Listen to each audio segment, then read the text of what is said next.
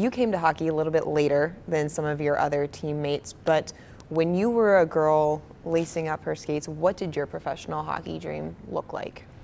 So for me, I grew up in North Carolina where hockey really wasn't the popular sport that girls played. Everybody chose some different sports. So for me, really, whenever I looked to, professional hockey players, it was always males in the NHL.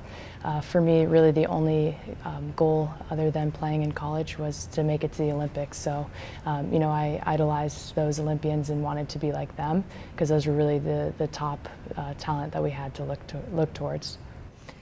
What was the moment where you realized that your hockey dream looked different than all the other boys that you were playing with? So I think for me, being on a team with all boys, being the only girl, when I was in North Carolina, it was around the time that the Carolina Hurricanes had just won the Stanley Cup. And they brought the cup into the locker room, and everybody had the opportunity to take a picture with the Stanley Cup.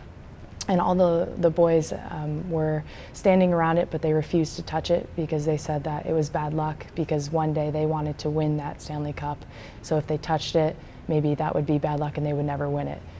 For me, I realized that that wasn't going to be an issue for me, so I went right up and took a picture with the trophy and was able to put my hands on it because I didn't have to worry about never winning the Stanley Cup because that wasn't a goal that I was able to achieve.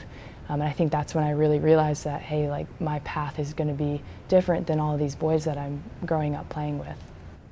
Your path has led you to the PWHPA, and they've announced that they are going on the Dream Tour, or the Dream Gap Tour. What is the Dream Gap Tour? So I think for me what that means is giving girls something to look towards. In the same way I really didn't have a problem going up and touching the Stanley Cup because I knew that wasn't going to be something that I could achieve, but I didn't really know what my future looked like. I don't want that to happen to the future generations. I want them to lace up their skates knowing exactly where they can go and what they can attain and who they can be as hockey players. What type of future are you trying to create for that next generation through the Dream Gap Tour and this year of purpose that you're going on? I think it goes back to just giving them that path and knowing where they can go and what they can become. And I think it is giving them the best possible atmosphere to play in, being able to have fans yelling their name and wearing their jerseys and being able to do it for a living and being able to make hockey their career. I think that's super important.